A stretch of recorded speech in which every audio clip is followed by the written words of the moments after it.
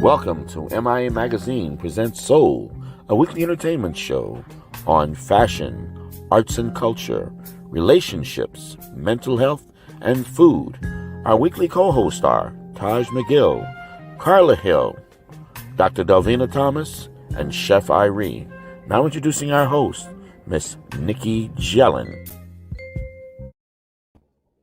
Hello, everybody, and happy Hump Wednesday. So I'm your host. I am Nikki G. Nikki Says YOLO.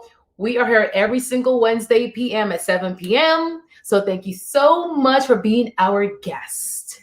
Now, I want to start the show by asking a couple of questions. So, like you and me, I want to build my wealth. I want to make money. I am trying to retire early. So I've kind of dabbled into like the stock market. I have a couple of shares and all that stuff. But my latest craze, it's cryptocurrency. Are y'all familiar with cryptocurrency? So, I heard about it about maybe 2 years ago, and I was like, I don't know what that is. I don't really understand it. But I am learning it's now the place to be. So y'all heard of Dogecoin? So Dogecoin it's a cryptocurrency, and right now it's being traded on Robinhood and also crypto.com and other platforms. So I'm like, all right, what? I want to dabble into this because with that particular crypto, y'all, about a month ago, it was at 5 cents. 5 cents. Last week, I think it was at 38 cents. Now it's at about 66 cents. So I'm just saying, there are other ones as well. So there's Bitcoin, but when Bitcoin first started, it was at about 7,000 per share. Now it's at about like 55, 57,000. I can't afford that. And then now there's also another one called Ethereum. That one right now is about 3,300 per share. So for me, being a little virgin, crypto trader, I want to start low, and Dogecoin is one of the latest crazes right now in the market. So my question to you is this: have you heard of it? Are you interested in it? Are you skeptical? Are you just like, nah, that's not the thing? And also, if you've dabbled into it, like what kind of platforms do you use? Like, what's your take on it? Y'all, I'm not a financial expert. That's my disclaimer. So everything you do is at your risk. It's your choice. I just want to have a conversation, and it's a great way to talk about how to build your wealth and how to retire early. That's it. So drop your comments right here in the comment box. Let us know. Now, a message from our sponsor. So, join the African American Black Alzheimer's Disease Initiative at the John P. Hussman Institute of Human Genomics, University of Miami Miller School of Medicine.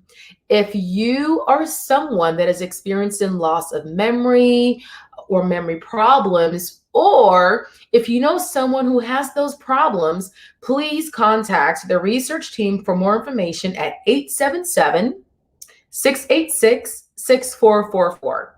Again, that will be 877-686-6444. Now, I'm super excited about tonight's show. We have a special guest. She is the voice of Miami. She's an on-air radio personality. She's an event MC, and she is a boss babe. Okay, it's your girl, Supa Cindy. So you don't want to miss it. Stay tuned. We also have a very special event tonight happening on our show. So we are introducing our new fashion enthusiast. She's the founder and executive director of the South Florida Fashion Academy. She's a founder of the styling firm and Talk is Chic. Okay, that's CHIC. She's also been featured on the Miami Herald and the Sun Sentinel and CBS Local 10. So let's welcome her to our soul family, Taj McGill. I am so excited to be a part of the Soul family. So thank you all for allowing me to be, here on the team. Welcome. So tell us a little about yourself. So, Nikki, like you said, I'm a graduate of the Art Institute of Fort Lauderdale. I have a degree in fashion design, so I know a little something. You too, Nikki?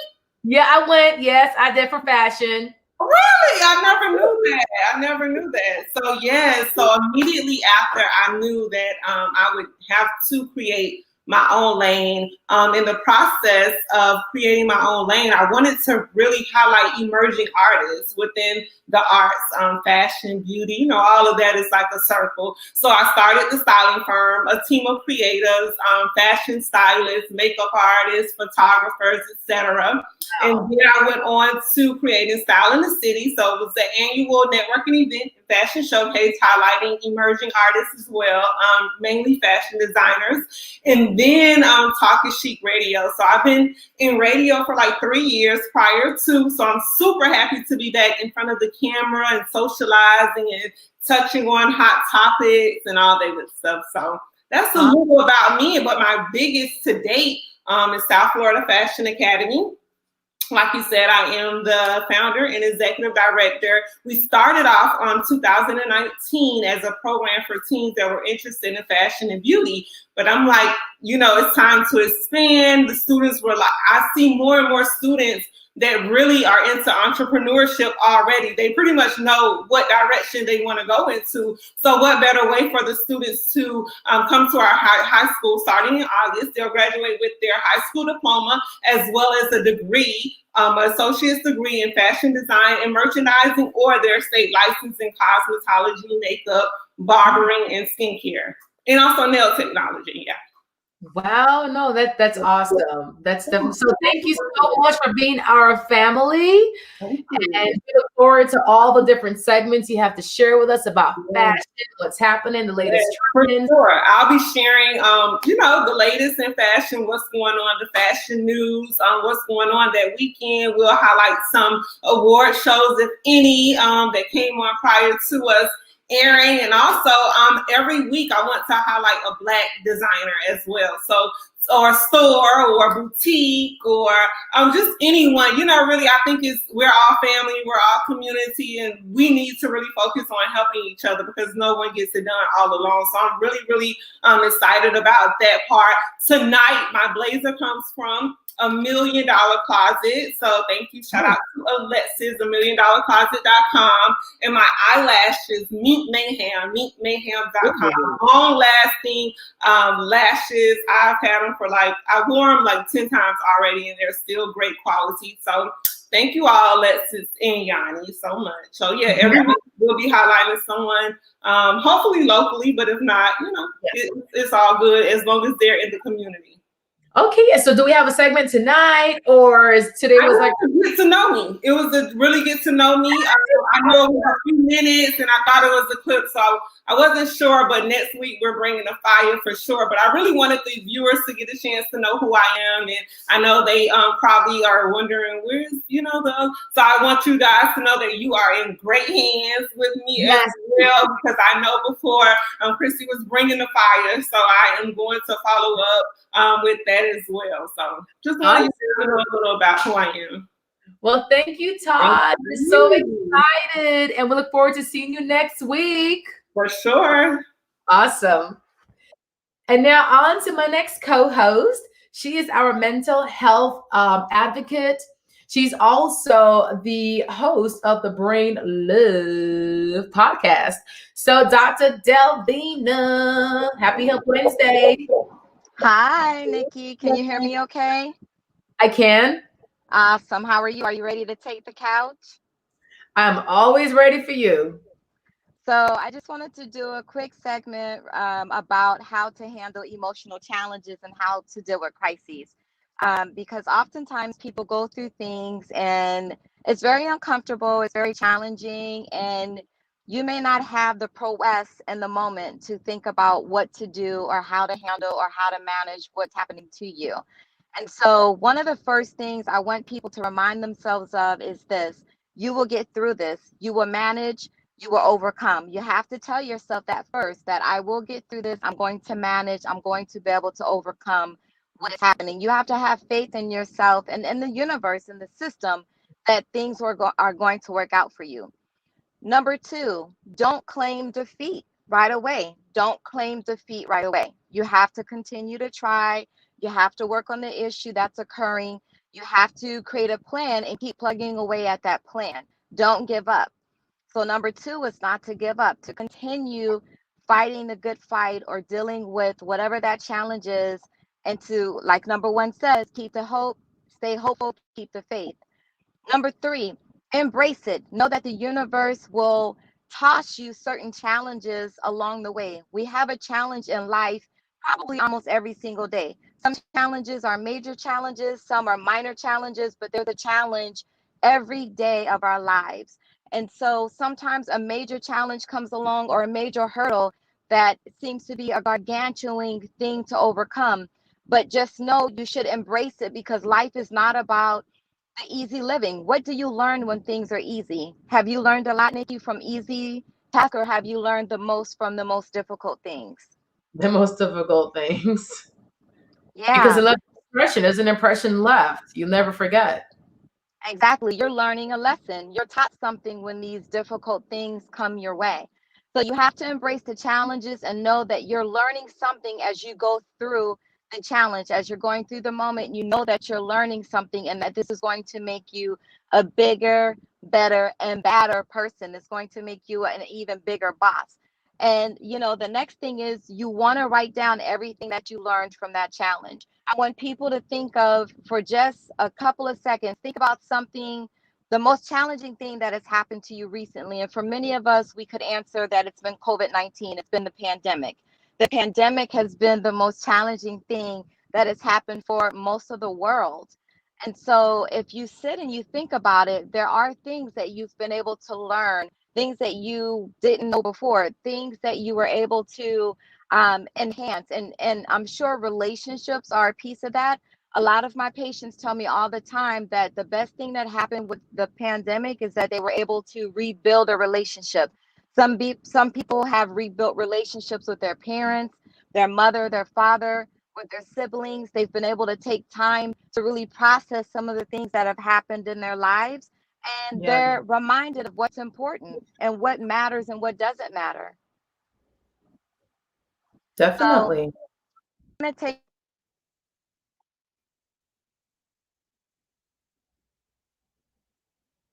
All right. Yeah. What's that? Yeah, so we kind of missed you. What's that last part you just said? Okay. So we can't really hear you. Hold on. Yeah. There's no audio. Okay. Okay. Brain love. Okay. And now on to my next co-host. He's actually a host on Taste the Island on American Public Television. He's also a personal and private chef. And he come from Yard, Chef Irie. What's going on, Mickey? Hey, what's going on? Why my light just be messing up today? You know what? It's Yeah, okay. I can see me. You can see me. I Yes. see. So happy Cinco de Mayo. Yes. All right. Hey, what's going on, man? Yeah. So, so salute to all the people out there. And yes, this cocktail does have some tequila in it. So it has reposado tequila. We got some rum, Appleton. We got a little powdered ginger, orange juice, and lime and lime and ice. There you go. And it also has some passion fruit in it. So This rum and this tequila. that's Woo! man, it's good. I don't know what we're gonna call it.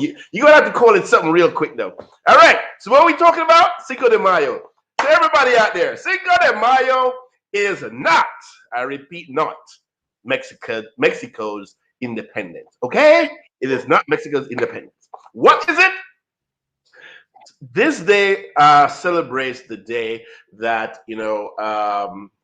a few hundred, probably a couple thousand, about a couple thousand soldiers defeated the French, a French army at La Puebla, and they kicked ass because the Mexicans were few in numbers, and the French came thinking that they was gonna, do the business, and the Mexicans, they whooped them at La Puebla and sent them back to Veracruz. And it's interesting, because that history there were some implications of that defeat that actually led for the Confederacy in the Civil War to lose the Civil War. But we get to that at another time. So that's Cinco de Mayo, a little bit of the history. So let's talk about a few things that we know about Mexico. And of course, there's food. So we're going to talk about moles, look real quickly. Moles. So moles, they're a deep, rich, flavorful sauce that they take a little time to make. And most of them are made with chocolate. So you're talking chocolate with about 15 to 40 other different ingredients. And so we're talking a sauce that sometimes will take as minimum about an hour and a half to make to sometimes a couple of days to make. And so you're really enriching, so you're the flavors, so you're utilizing chocolate, cinnamon, and anise, the chilies, pasilla chilies, guajillo chilies, poblano chilies. That's what you're using, to make peanuts, sesame seed, and to get this rich, rich, rich flavor, typically served with chicken or turkey, or sometimes on the enchilada or stuff like that. So that's your mole. Go make you a mole, and you'll fall in love with part of Mexico. So it's like a chocolate. It's a chocolate that they eat with like chicken. The chocolate, there's bittersweet chocolate that's mixed into the sauce. Oh, okay. And once the sauce is done, you use that as your sauce for your chicken. So it could be baked chicken, whatever it is, and that just goes right over your chicken, nice and neat. So as we're here talking about, mole, everybody, on Tuesdays get this whole thing, Taco Tuesdays, and it's been the rage. So when you're in Mexico, street food, or pretty much most countries that you go to, street food is king, right? And it's why? Because it's cheap, it's flavorful, and the locals eat it. All right. So when you go traveling, you find the locals, you find out what they're eating. You go to Mexico, not Cancun. Okay. Mexicans say Cancun ain't Mexico. Okay. Right. So when you go further into Mexico, have yourself a taco, a flour taco or a corn taco made with either, fish, beef, shrimp, chicken, vegetarian tacos. Yes. All right. But of course, the rage right now is Birya Tacos, which is, braised beef that's, and it's braised for a long time, nice and soft and tender, shredded. Boom. And it's served with, I forget the name of the sauce that it's served with, but everybody's loving this stuff. The tacos are seared and they're crunchy and it's delicious. All right. But I can't mention Mexican food without mentioning some of the people that have, really been, they're all to Mexican food. Not all of them are born in Mexico, but we have Rick Bayless. I'm sure that's a name most people can recognize. Yes, Terra Grill. And we have Aaron Sanchez. And of course, we have Miss Daniela Soto Inez. And I mention her because she happened to be Best Chef Female in 2019. So yes, big ups to these, female chefs and chefs in general. Yes. So next on the list, we talking tequila. And of course, tequila is just all over Mexico, all over, and today, lots of tequila is being drunk today. And tequila is made from the blue agave plant, as you can see right there. And the farmers that farm them, they're called, what do they call it? What do they call them? Yes. Jimadores. They're called jimadores. And, of course, they have several types of tequila, that people are drinking different brands, Don Julio. All that Patron, Yep, there you go. Yeah. But the thing you need to remember, tequila comes in basically three types of tequila. Tequila blanco, tequila reposado, and añejo. And tequila blanco speaks for itself. Reposado is basically, distilled and then aged a little further. And then añejo is tequila that's aged more than a year. So you get that dark color, aged in cognac barrels and stuff like that. And of course, there's various prices on tequila. And one of so you have two of the most expensive that I have on this slide, and one is Asombroso del Puerto Tequila, and that tequila sells for $1,897 a bottle. All right, and then you have Barrique Tequila, and that sells for $2,000 a bottle. But Wow. lo and behold, darling. So can you tell me what's the most expensive bottle of tequila there is right now? The one for $2,000? Child, please. No. This is what is called the .925 Le del Diamante. And this tequila, bottle and all, is for $3.5 million. Yes. Most of it is because of the bottle, because the bottle is it's platinum and diamond crusted. It has all these artists that worked on it. It has like some of the best tequila that's in it. And so that's why it's so expensive. It's going on tour right now. To be served with the most expensive taco, which is when everything is done, that taco should cost about $25,000 for that taco.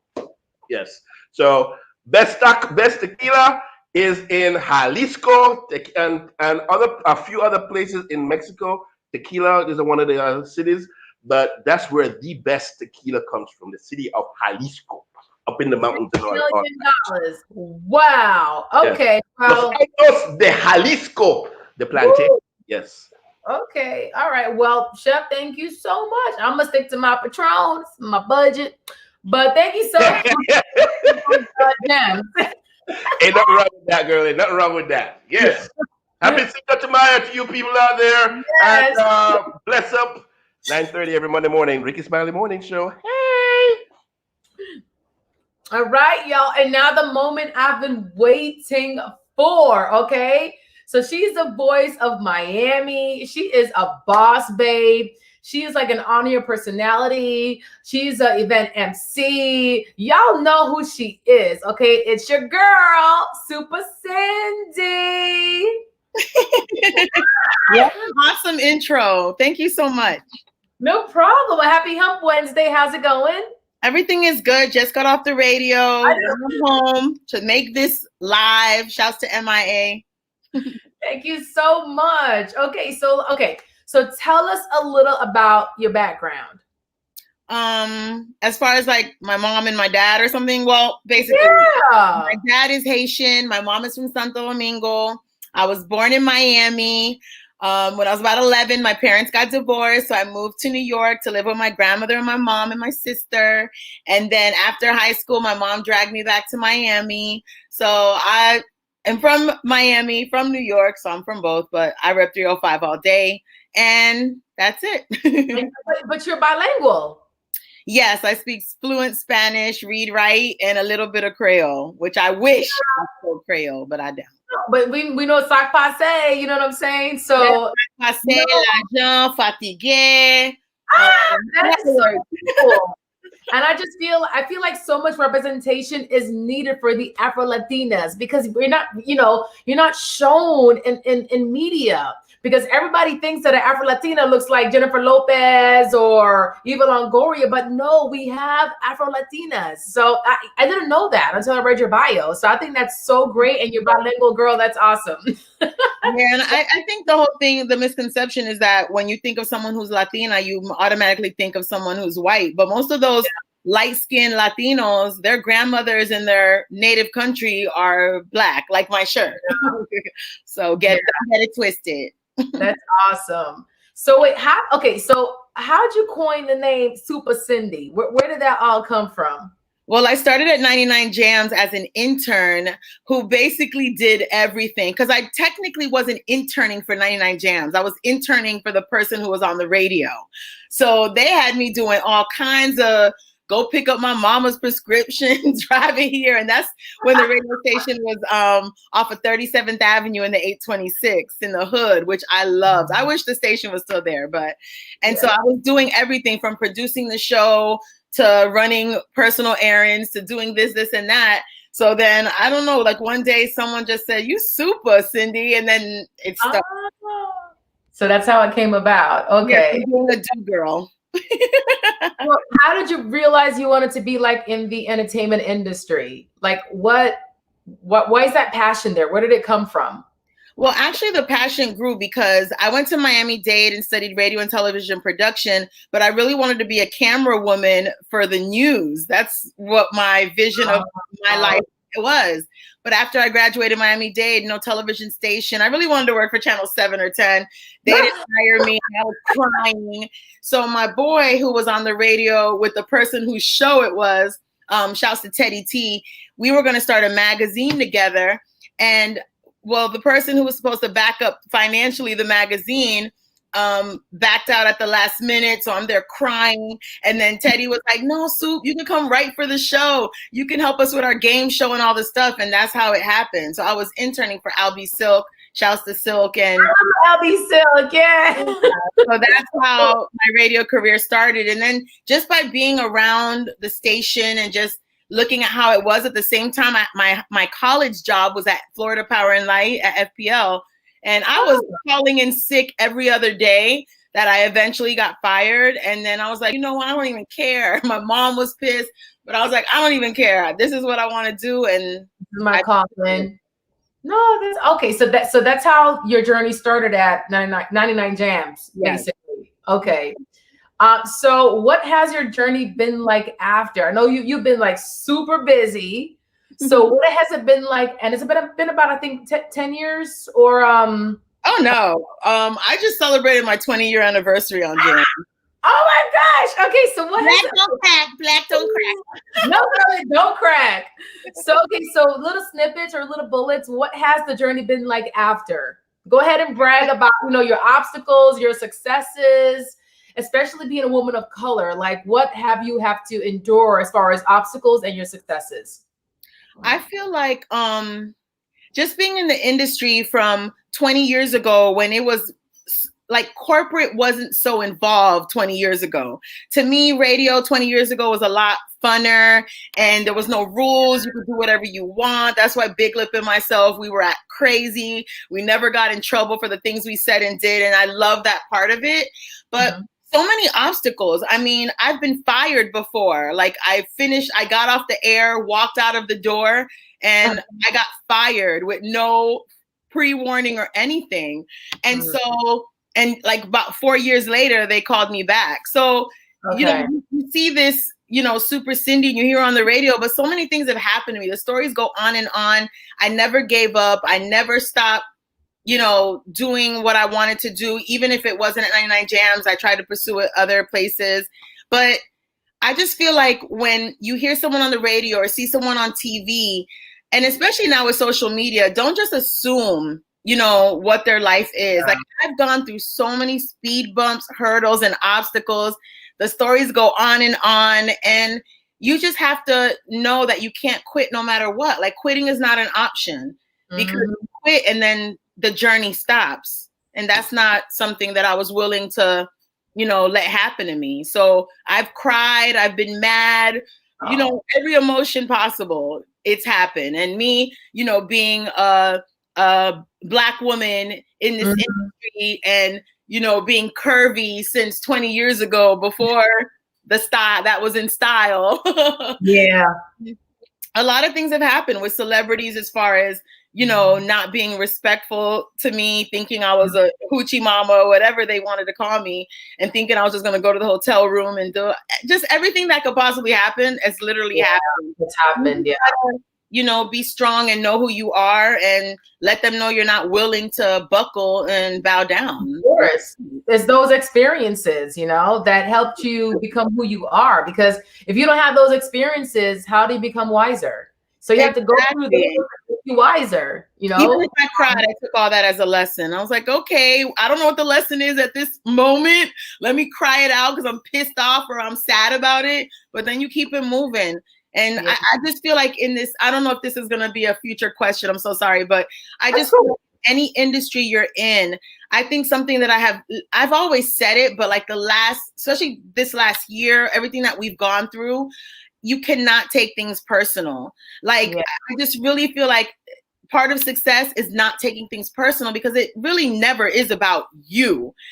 When someone does something or says something, it's something that they might be going through that you have no idea what they're going through. So I just never take things personal. I I'm not going to be disrespected, but at the same time, just don't take things personal, because it's really not about you.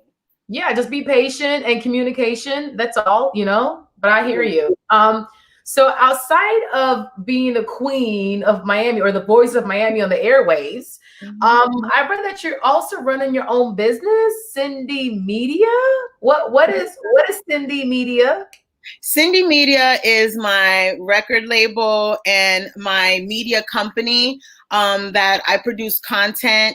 And you guys can follow me on all my social platforms, on my Facebook. It's really a media conglomerate of just all kinds of things that I do within the community, within the industry. Every few months I come out with a Miami Cypher. My last Cypher, Miami Cypher 4, was like all over BET and MTV Jams. I'm really proud of it. And not many females, especially females in the industry, are really doing the things that like I envision to do. So it's really dope. And I produce music. I have a team of producers under my label, and it's just a lot going on, and I'm just happy about it. So yeah. Well, okay. Well, okay. So I read that there's a project you're working on with Trina, like an all-female album. Is that?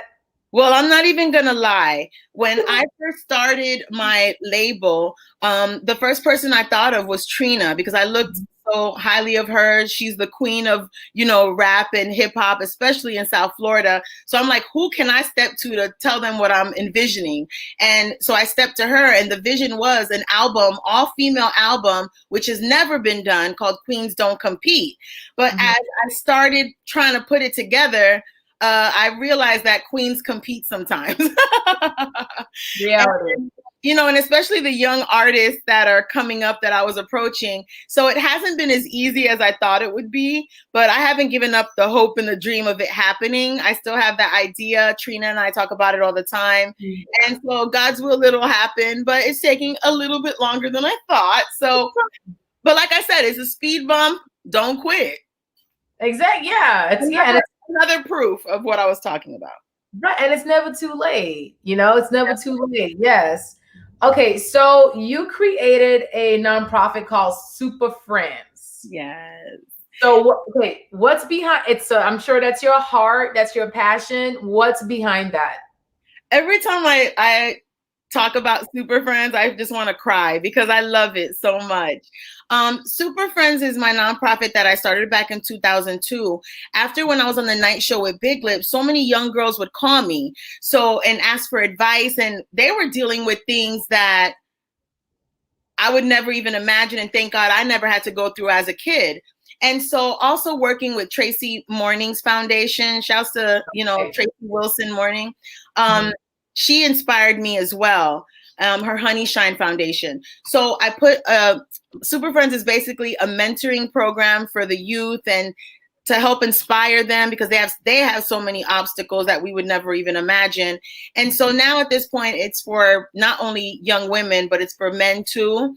And in December, this past December for the holidays, I basically adopted about 40 foster children who had aged out of foster care. So foster youth who had aged out, and gave each of them a $200 gift card. They got to go shopping and things like that. And one of the foster youth ended up buying $200 worth of things for his baby newborn son. And it just like, that day was just amazing. So yeah, so my nonprofit, you know, I'm just trying to grow it bigger and bigger. And actually the weekend of is it the 15th? Like not this Saturday, but the following Saturday. Okay. Teaming up with Obierto Eyewear and NMB in North Miami Beach. And we're giving free eye exams and actually glasses. Because a lot of places give free eye exams, but not the physical glasses. We're getting 40 kids from North Dade in Norland Middle, I'm sorry. And I went to Norland Middle. Okay, go ahead. And we're getting about 40 kids from Norland Middle who were, you know, led us and giving them eye exams and free glasses. Because a lot of them are sharing glasses to see the chalkboard type thing. So yeah, I'm excited. That is so awesome. And so is there like a different, how can we find that nonprofit or be a part of it? Like, you know. Superfriends.org. That's the website, Supa, SUPA, friends.org. Okay. So what can we expect next for Supa Cindy? Oh, that you can share with us. Hopefully a trip to an island. Travel. Okay. No, I'm kidding. No, I'm serious, but that's not my answer. That's not another topic, girl. That's like, are you vaccinated? You're gonna get the COVID test. You got the current girl. Anyways, I'm out. No, what's coming up next is more music. I really want to work on the music thing. Shout out to my brother Khaled. He inspires me every day.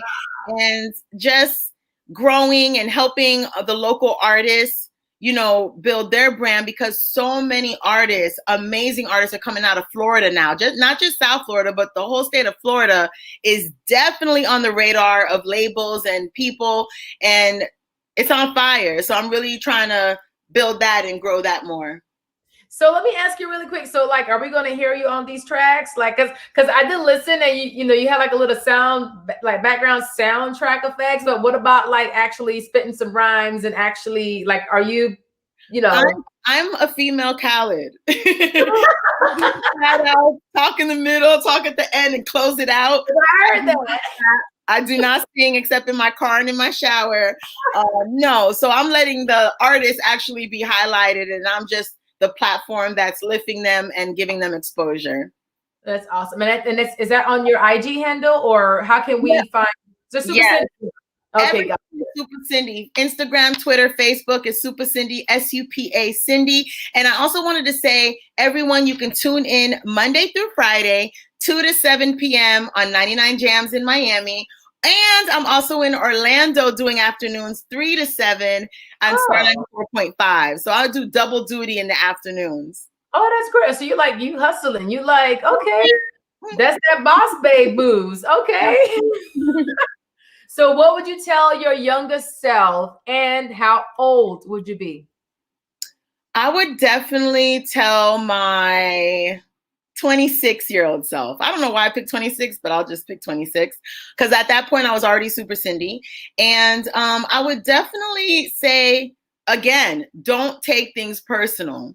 Like when I feel like when you take things personal, it just escalates things, doesn't let things, you know, not ignite into something bigger. I would definitely say just stay strong, because I've always been strong. So I wouldn't tell myself that, because I've been strong and I've gone through so many obstacles. So I would just say, don't take things personal. And that's the advice that I give everybody. Just don't take things personal. I mean, yeah, don't be like reactionary or in your feelings, you know? Yeah, I remember like back, you know, at the beginning of my career, if something happened, if someone didn't show up to one of my events, if someone didn't do what they said they were going to do, I'd be like all pissed off. Oh, I thought they support me. They don't support. I don't know what that person is going through, why they didn't show up. Like, hello. So I don't take something behind it. Yeah, that's true. Maybe personal reason, an emergency came up. Who knows? But I hear you. Because sometimes even me, I say I'm going to show up somewhere, and on that night something happens that I'm just not mentally able to go. I can't deal with a crowd, or I don't want to go, or whatever the reason. And it's nothing personal. I just don't want to go anymore. And hopefully they don't take it personal. So Exactly. no, this is awesome. Well, thank you so much for sharing your story with us. I'm so happy at your projects, your ventures. You're leaving a legacy. You have a nonprofit. You're like a boss babe of Miami. So thank you so much. And yes, I'll be tuning in. Of course, it's 2 to 7, 99 Gems, and that's Monday to Friday. Yes. Awesome. All right. Well, it's your girl, Supa Cindy. You want me to say it? It's your girl, Supa Cindy. I said it wrong. It's your girl, Supa Cindy. Okay, got you. Supa Cindy. Well, thank you so much and enjoy your night. And happy Cinco de Mayo. So hopefully you're going to go grab some tacos and margaritas after this. Girl, I don't know, but enjoy your evening. Thank you so much. It was nice meeting you, and keep doing your thing. I see what you're doing. Can you repeat to me how often you're doing this so I can support? Oh, yeah. It's every Wednesday at 7 p.m. So you can watch live on Facebook or YouTube. Awesome. So you keep doing your thing. Keep glowing, girl, because you're definitely glowing. And that's dope. And it was nice meeting you. And thank you for the invite. No problem. Okay, so we'll see you soon. Yes, honey. All right. Bye. And so everyone, please remember to tune in to Lunch with Legacy Leaders. It's every Thursday at 12 p.m. with Anne-Marie Sorrell.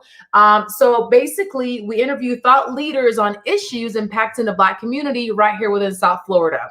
So tune in tomorrow, Legacy with Lunch Leaders at 12 p.m. on Facebook. So visit MIA Media GRP / Facebook. Sorry, I said that wrong. It's facebook.com, MIA Media GRP. So again, visit facebook.com, MIA Media GRP. And this show was brought to you by the SWA, which means Solid Waste Authority of Palm Beach County, and the AARP. So everybody, thank you so much for tuning in tonight. Please drop your comments about the whole cryptocurrency trade, and we have to learn about this. We have to build our wealth.